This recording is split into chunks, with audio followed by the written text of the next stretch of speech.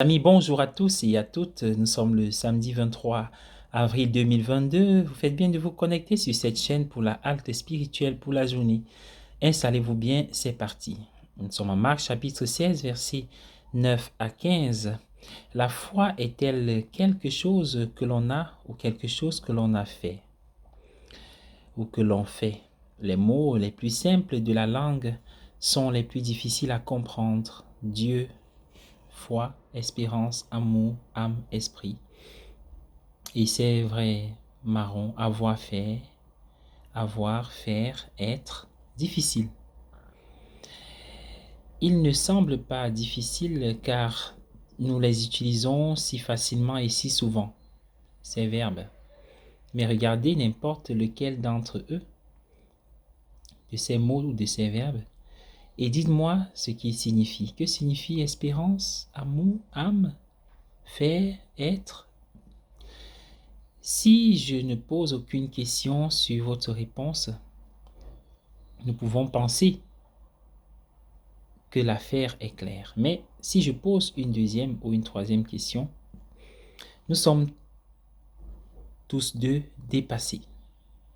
Notre foi est un océan sans fond. Comment pourrait-il en être autrement? Dieu ne peut pas être notre possession comme nous possédons d'autres choses. Mieux vaut dire l'inverse, nous sommes possédés par Dieu.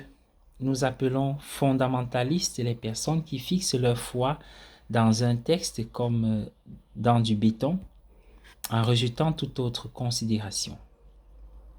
C'est gaspiller un bon mot. Ce ne sont pas des fondamentalistes, ce sont des superficiels comme les pharisiens. Ils ne sont pas non plus traditionalistes. Ils rejettent la tradition et se fixent leur propre interprétation d'un texte ou sur une interprétation favorite. Quelqu'un dit très sagement que la tradition est la foi vivante des morts, mais que le traditionnalisme est n'est-ce pas, la foi morte des vivants. C'est-à-dire que la tradition est la foi vivante des morts et le traditionnalisme est la foi morte des vivants. Notre foi nous amène au-delà de toutes nos catégories toutes faites. Parlons-en, si nous le voulons, comme de quelque chose que nous avons, mais il est plus sûr d'y voir quelque chose que nous faisons, et même quelque chose que nous sommes par le don de Dieu. C'est ça la foi.